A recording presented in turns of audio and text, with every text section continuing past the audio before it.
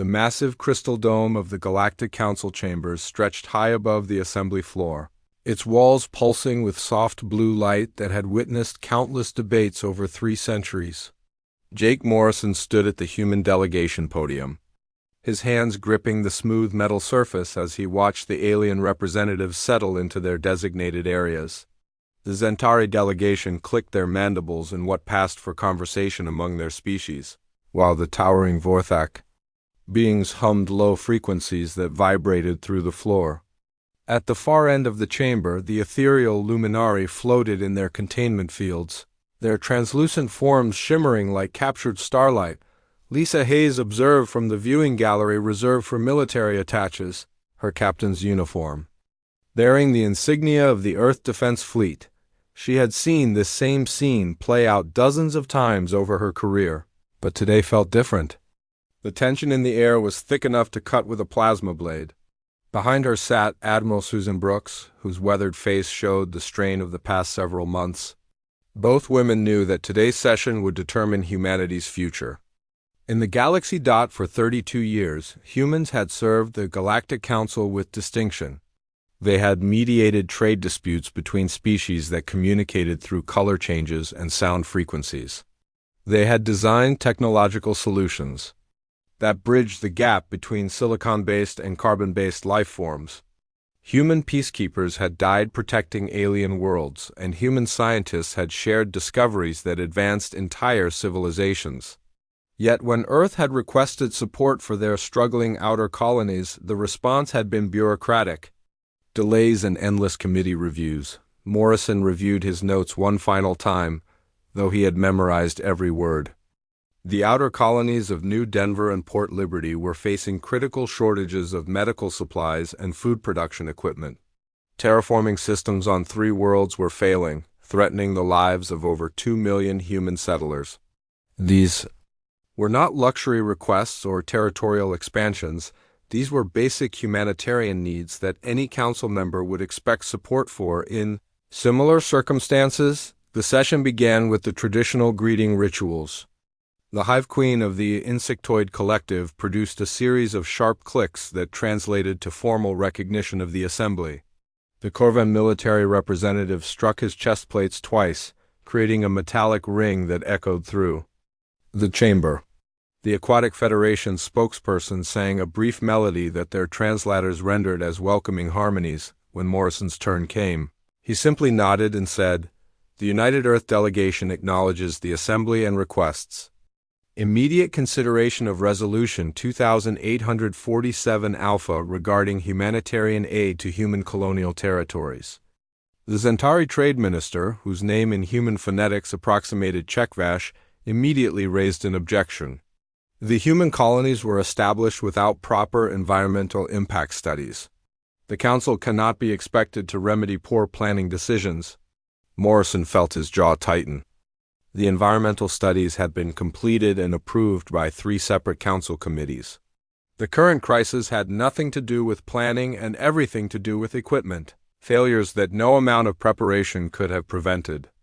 Minister Chekvash, the environmental assessments were completed according to all council protocols. The current situation involves equipment malfunctions and supply chain disruptions that are beyond colonial control. The Vorthak representative, a being whose crystalline structure refracted light in patterns that indicated emotional states, glowed with what Morrison had learned to recognize as dismissive amusement. Human expansion has always been aggressive and poorly considered. Perhaps a period of consolidation would benefit your species. Admiral Brooks leaned forward in her seat, her hands clenched into fists. She had lost good people defending Vorthak mining operations from pirate raids, and now they were lecturing humans about expansion. Captain Hayes placed a calming hand on her superior's shoulder, but her own expression showed barely controlled anger. The debate continued for 3 hours. The Luminari delegation argued that diverting resources to human colonies would interfere with their spiritual research projects. The Aquatic Federation claimed their current trade agreements made additional humanitarian aid economically unfeasible.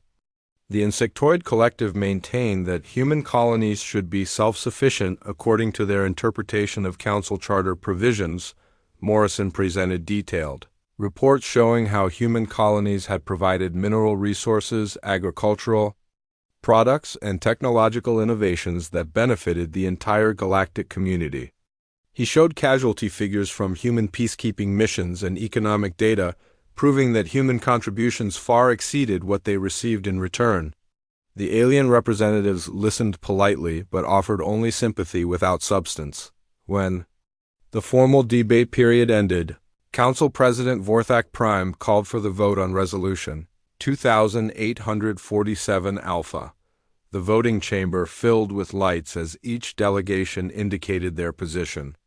Red lights appeared across the Zentari, Vorthak, and Insectoid sections. Yellow lights showed abstentions from the Luminari and two smaller species. Only the Aquatic Federation voted green in support, and their vote carried minimal weight in.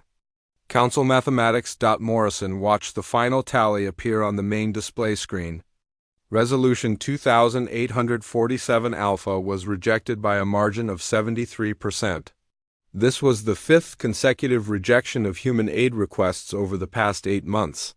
The pattern was clear, and the message was unmistakable. He stood slowly, his movements deliberate and measured.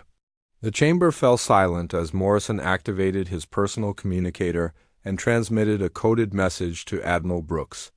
Within seconds, similar messages were being sent to human installations across 17 star systems. Honored representatives of the Galactic Council, Morrison began, his voice carrying clearly through the chamber's acoustic systems.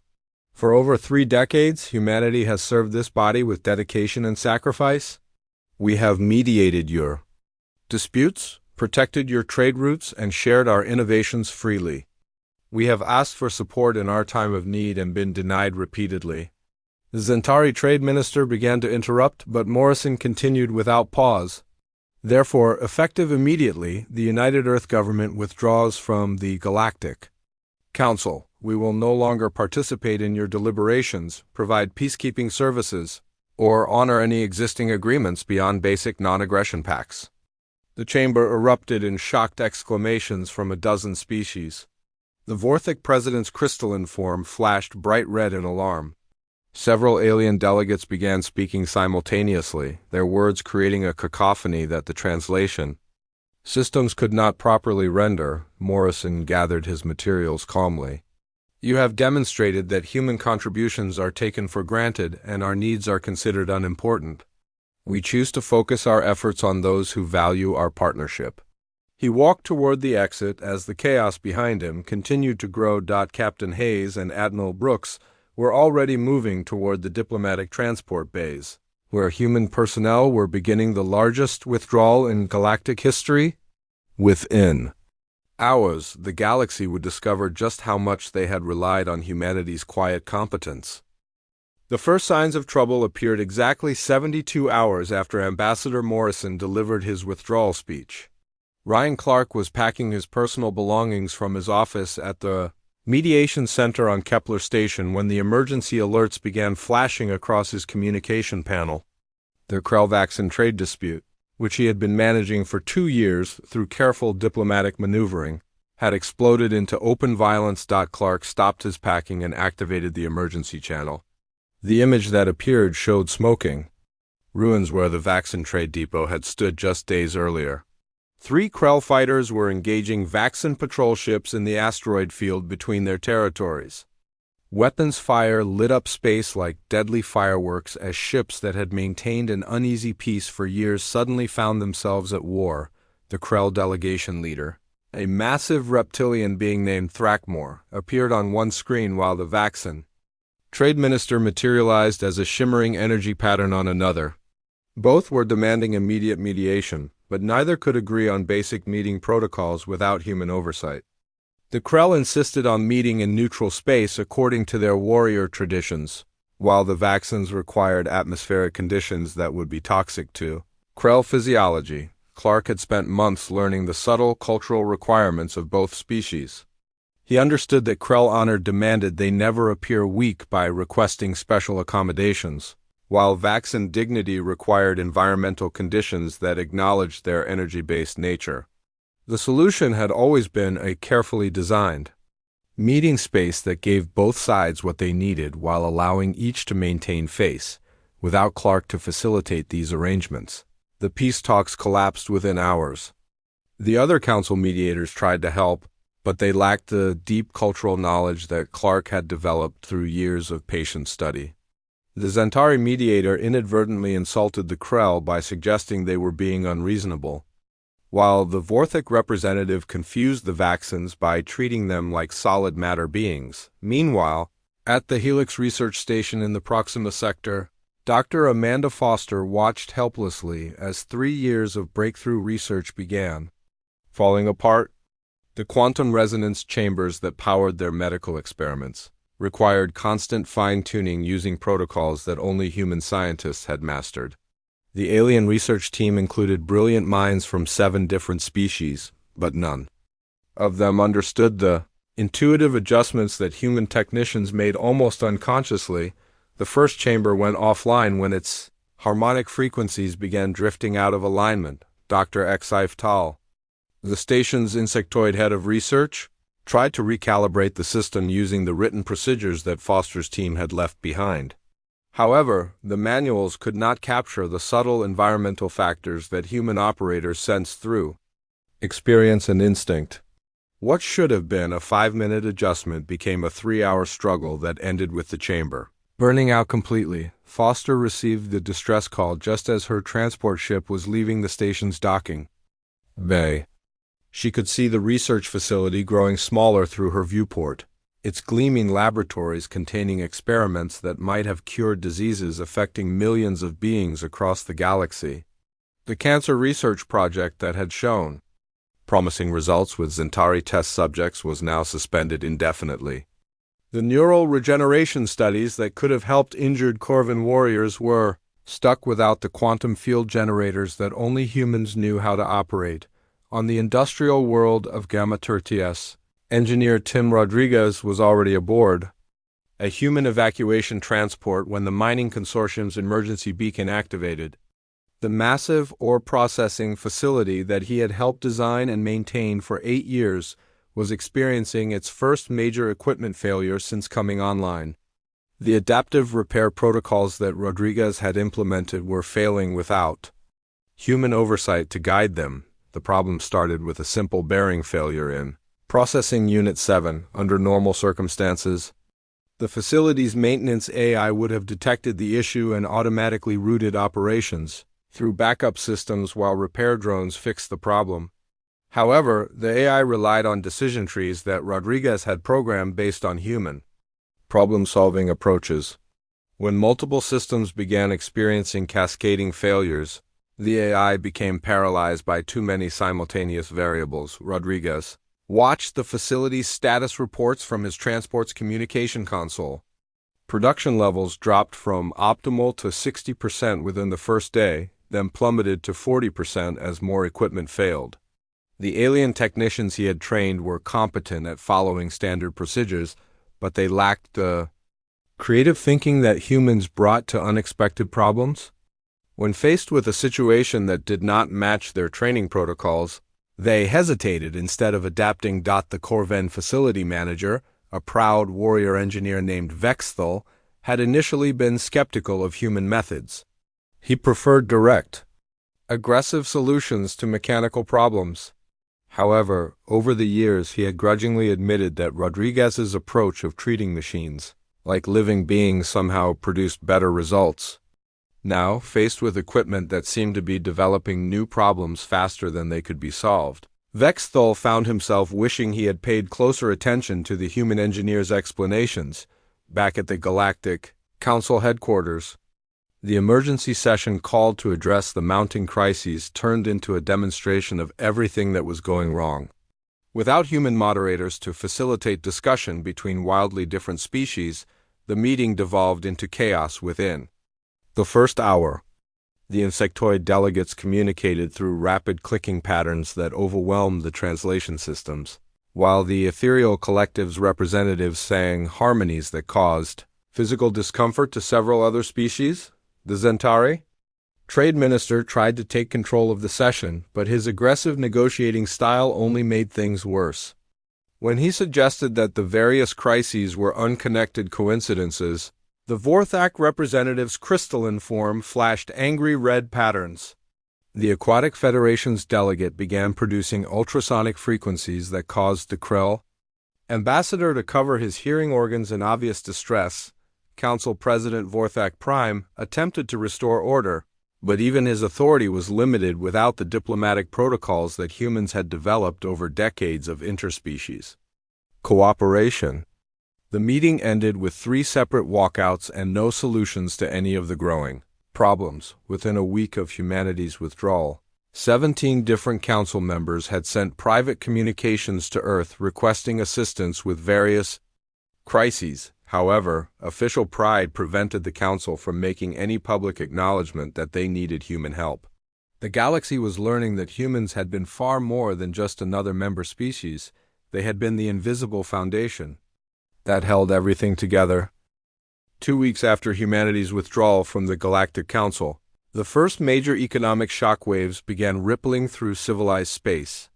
The Nexus Trade Hub, a massive space station that served as the galaxy's primary commercial center, experienced its first security breach in over 2 decades. Paul Martinez, who had designed the station's adaptive defense grid during his 8-year tenure as security chief, was already halfway back to Earth when the alarms started screaming. The attack began with what appeared to be a routine probe of the station's outer security perimeter. The automated defense systems responded normally, identifying the intrusion and implementing standard countermeasures. However, the hackers had studied human security protocols for months, waiting for exactly this moment when no human oversight would be available to adapt to their evolving tactics. Station Security Chief Zixnall, a methodical insectoid who had worked under Martinez for 3 years, followed every procedure in the security manual. He activated backup protocols, initiated communication lockdowns, and deployed additional scanner drones according to established guidelines. However, the attackers were using adaptive algorithms that changed their approach every few minutes. Exactly the kind of creative problem-solving that required human intuition to counter. Martinez had always told his alien colleagues that security was not just about following rules, but about thinking like the enemy. He had trained them to recognize patterns and adapt their responses, but his lessons had focused on standard criminal behavior.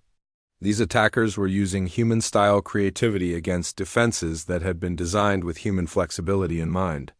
Without Martinez's ability to think 3 steps ahead of unconventional threats, the security team found themselves always reacting instead of anticipating. The breach occurred in Section 7 of the Commercial District, where the attackers gained access to the main trade database. Within hours, confidential shipping manifest, trade agreements, and financial records belonging to dozens of species were being sold on underground networks.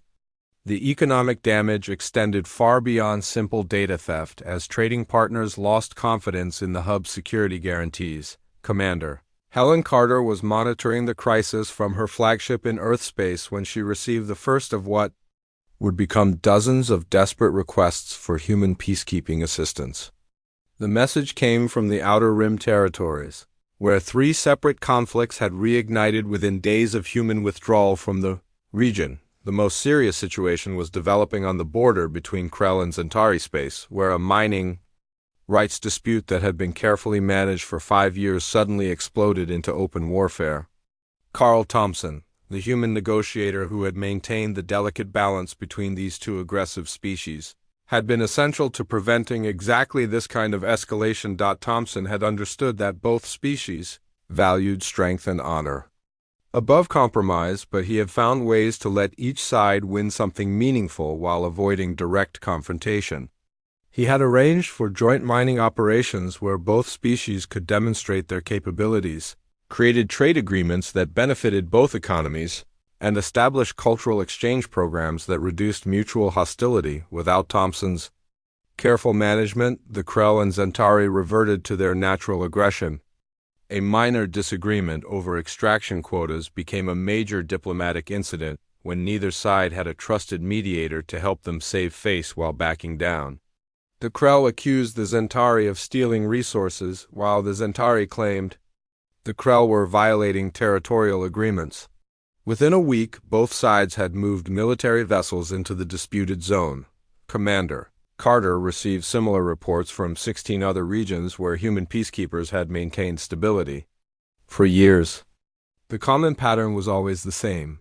Minor disputes that would normally be resolved through human mediation were escalating into serious conflicts because no other species combined the diplomatic skills and cultural adaptability that humans brought to interspecies relations. The most devastating crisis emerged from an unexpected source. The Great Library of Vashtar, which housed the accumulated knowledge of galactic civilization, began experiencing critical system failures that threatened to destroy centuries of irreplaceable information. The quantum storage matrices that preserved everything from ancient historical records to cutting-edge scientific research required constant maintenance using algorithms developed by human computer scientist Jenny Walsh. Walsh had spent 12 years at the library working with the Ethereal Collective's most advanced scholars to create data preservation systems that could handle information from dozens of different species. The challenge was not just technical but conceptual, as each species organized knowledge in fundamentally different ways. Humans thought in linear narratives, while insectoids processed information in complex geometric patterns. The ethereals experienced knowledge as flowing harmonies, and the Vortex stored data in crystalline matrices that reflected their mineral-based consciousness. Walsh had created translation protocols that allowed all these different information structures to coexist in the same storage system. The quantum matrices used human-designed harmonic stabilization techniques to prevent data corruption when information from different species interacted at the quantum level. Her maintenance procedures required constant micro-adjustments, based on the subtle patterns that she had learned to recognize after years of experience. The first sign of trouble appeared when historical records from the Insectoid Collective began showing strange gaps in their chronological sequences. The ethereal archives started experiencing harmonic distortions that corrupted their musical knowledge bases. Vortex crystal stored information began developing fracture patterns that spread through their entire database structure. The library's chief archivist, an ancient ethereal named Harmony of Memory, attempted to implement Walsh's emergency procedures. However, the written protocols could not capture the intuitive understanding that Walsh had developed through years of working with living information systems. What appeared to be simple technical adjustments actually required deep comprehension of how different forms of consciousness interacted with quantum storage fields. Within 10 days, over 30% of the library's historical archives showed signs of corruption. Scientific databases that contained breakthrough research from hundreds of civilizations began experiencing cascade failures that threatened to wipe out irreplaceable knowledge. The loss was not just informational but cultural, as entire species faced the prospect of losing their recorded heritage. President Elena Vasquez was reviewing intelligence reports in her office in New Geneva when she received the first unofficial contact from a council member. The Zephyrian Empire, known for their pride and independence, had sent a discreet diplomatic message requesting human assistance with agricultural crisis on their homeworld. Their weather control systems, designed with human technical support, were failing catastrophically. The message was followed by similar requests from 11 other species, all sent through unofficial channels to avoid public acknowledgement of their need for human help. The galaxy was beginning to understand that humanity's withdrawal was not just a political statement but an economic and social disaster that threatened the foundation of interstellar civilization. 1 month after humanity's departure from the Galactic Council, the crisis had grown beyond anyone's worst predictions. Admiral Susan Brooks stood in the command center of Earth Defense Headquarters, watching intelligence reports flood in from across the galaxy. The massive holographic display showed red warning indicators, spreading like a plague through what had once been stable regions of space. The most catastrophic failure was happening to the Stellar Beacon Network, the ancient communication system that enabled faster-than-light messages between star systems. For 15 years, Human engineer Casey Wright had maintained the delicate harmonic synchronization that kept the beacons functioning across thousands of light years. Without his constant adjustments to the quantum resonance frequencies, the network was collapsing one beacon at a time. Wright had tried to train alien technicians in the maintenance procedures, but they could never grasp the intuitive understanding required to keep the system stable. The beacons used technology that was older than most current civilizations, built by a long-vanished species that had thought in ways fundamentally different from any modern race. Humans had succeeded in maintaining the network not through superior technology but through their unique ability to adapt and work with systems they did not fully understand. The first beacon to fail completely was in the Outer Rim, cutting off communication with 12 inhabited systems. Within days, 3 more beacons went dark, creating expanding zones of communication silence. What had once been instantaneous messages between distant worlds now required months of travel by physical courier ships. Trade agreements collapsed when partners could not coordinate deliveries.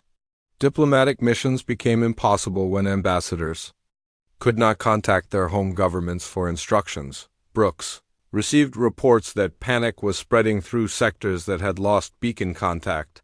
Without real-time communication, local governors could not coordinate responses to emergencies. Military commanders found themselves isolated from central command.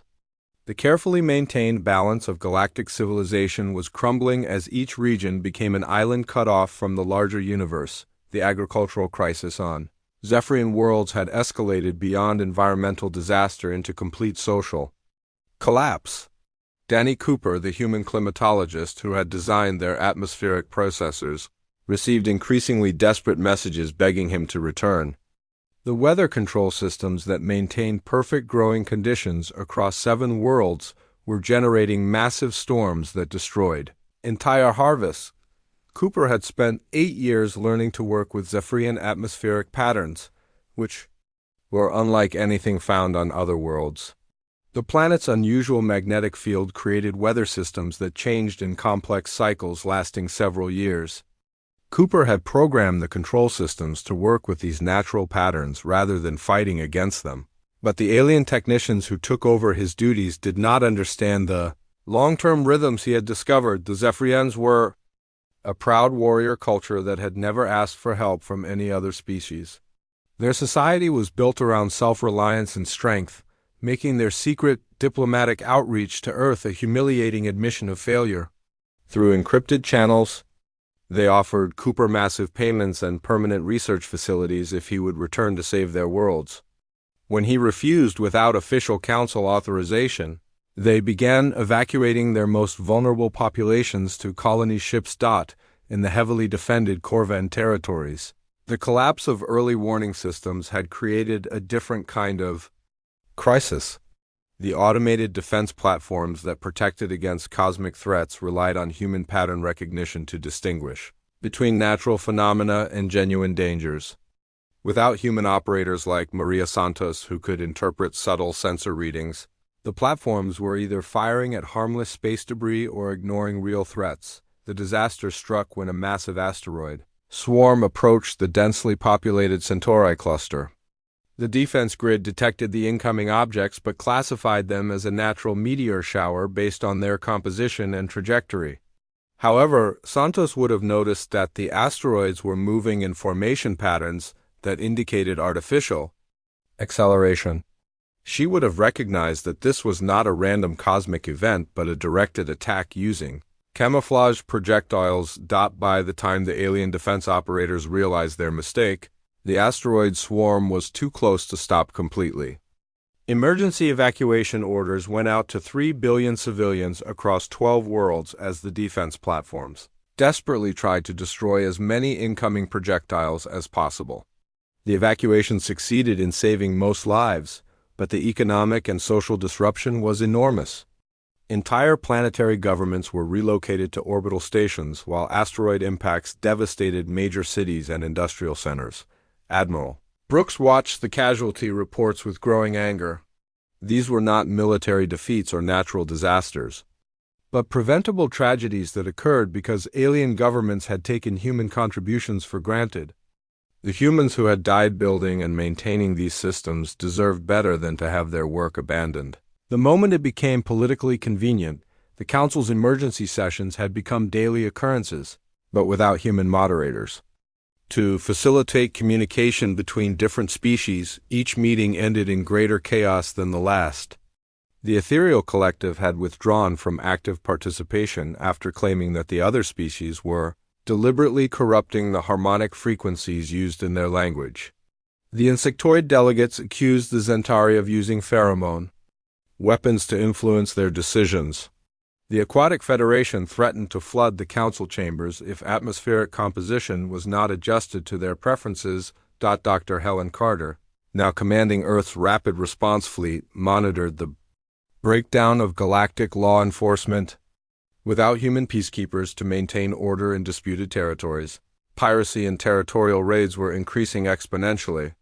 Criminal organizations that had been suppressed for decades were emerging from hiding to take advantage of the chaos. The most serious development was the formation of the Krell-Zentari Alliance, a military partnership between two traditionally hostile species who had decided that strength was the only solution to galactic instability. Both races were aggressive and warlike, but they had been kept in check by human diplomacy and the threat of Council sanctions. With humans gone and the Council paralyzed, they saw an opportunity to expand their territories through conquest. Intelligence reports suggested that the Alliance was already planning coordinated attacks on weaker species who could not defend themselves. The Aquatic Federation's peaceful worlds were particular targets, as were the ethereal research stations that contained valuable technology but minimal defenses. Without human intervention, the galaxy appeared headed toward the largest interstellar war in recorded history. President Elena Vasquez called an emergency meeting of Earth's leadership to discuss the growing requests for human assistance. 12 species had now sent official diplomatic messages asking for help, though none would admit publicly that they needed human intervention to solve their problems. 6 weeks after humanity's withdrawal from the Galactic Council, 3 alien transport ships approached Earth's orbital defenses carrying the most important diplomatic mission in galactic history. Admiral Susan Brooks watched the approaching vessels from the command deck of the orbital station New Geneva, her expression carefully neutral as she observed representatives from species that had dismissed human concerns just weeks earlier. The lead ship carried Council President Vorthak Prime, whose crystalline form now pulsed with colors that human translators interpreted as deep humiliation and desperate hope. Beside him traveled Zentari Chancellor Thekvos, the same being who had argued that human colonies deserved no assistance due to poor planning. The third vessel contained a delegation from the Ethereal Collective, the Aquatic Federation, and 4 smaller species that had never before acknowledged Earth as anything more than a useful junior partner. Ambassador Jake Morrison waited in the main conference hall of New Geneva Station, accompanied by President Elena Vasquez and General Kevin Nash. The room had been specially designed for this moment, with atmospheric controls that could accommodate the environmental needs of all visiting species, while making it clear that this meeting was taking place on human territory under human authority. The alien delegates entered with none of their usual ceremonial displays of superiority. Vorthak Prime approached Morrison directly, his crystalline structure glowing with patterns that indicated profound regret. Through the translation matrix, his words carried emotional undertones that had never been present in previous council communications. Ambassador Morrison, we come before humanity as petitioners seeking your wisdom and assistance. The Galactic Council formally acknowledges that our treatment of your species was unjust and short-sighted. We failed to recognize that humans provided far more than technical expertise to our alliance. Morrison remained seated as the alien delegates arranged themselves in the formation traditionally used when inferior powers approached the Council for assistance. The irony was not lost on anyone present that these same beings had used this exact arrangement to deny human requests for aid. Just weeks earlier, Chancellor Thekvos stepped forward, her mandibles clicking in patterns that indicated extreme discomfort. The Centauri Empire acknowledges that human contributions to galactic stability were essential and irreplaceable. Our trade networks have collapsed without human mediation. Our conflicts with neighboring species have escalated beyond our control. We formally request that humanity resume its role in council affairs. The ethereal representative, speaking through harmonic frequencies that created visible light patterns in the air, added their plea. The preservation of galactic knowledge depends upon human understanding of interspecies cooperation. The Great Library faces complete data loss without human maintenance protocols. We offer unrestricted access to our most sacred archives in exchange for human assistance. President Vasquez reviewed the formal documents that each delegation had prepared. The proposals included everything that humanity had originally requested and much more. Full funding for all human colony development projects, permanent seats on every major council committee, guaranteed veto power over decisions affecting human interests. Most importantly, recognition of humans as essential mediators with authority to intervene in interspecies conflicts. The negotiations continued for 3 days as the alien delegates competed to offer increasingly generous terms. The Centauri promised exclusive trade agreements that would make human colonies the wealthiest in the galaxy. The Vorthak offered to share crystal-growing technology that could revolutionize human manufacturing. The Ethereals proposed joint research projects that would advance human science by centuries. Morrison listened to each offer carefully, consulting with his advisors and occasionally leaving the room to communicate with Earth's government. The alien delegates waited patiently, displaying none of the arrogance and impatience that had characterized their previous interactions with humans. They had learned that humanity held cards they had never realized existed. On the final day of negotiations, Morrison presented humanity's conditions for returning to the Council. The terms were comprehensive and non-negotiable. All human colonies would receive immediate aid and ongoing support. Human peacekeepers would have authority to intervene in conflicts without waiting for Council approval. Human technical advisors would be recognized as essential personnel with permanent positions and guaranteed funding. Most significantly, the agreement established the Human Integration Protocols, a new framework that required all major galactic systems to include human oversight and input. The Stellar Beacon Network would have human engineers at every major hub. Trade stations would employ human security specialists. Diplomatic missions would include human cultural advisors who understood the complexities of interspecies relations. Vorthak Prime accepted the terms immediately, his crystalline form glowing with relief. The other delegates followed quickly, each recognizing that their civilizations could not survive without human involvement. The formal signing ceremony took place in the main assembly hall, with representatives from dozens of species participating via quantum communication links.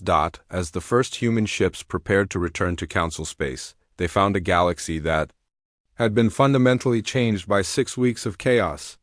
Species that had ignored human innovations for decades now competed eagerly to host human advisors. Research stations offered partnerships that had been unthinkable before the withdrawal. Military commands requested human strategic consultants who could adapt to unexpected situations.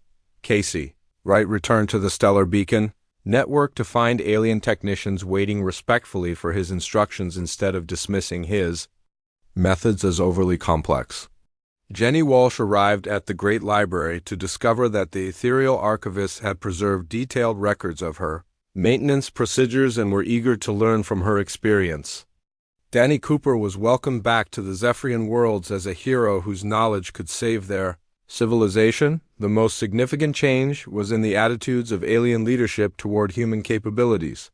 Where they had once seen humans as useful but replaceable junior partners, they now understood that humanity possessed unique qualities that made them irreplaceable.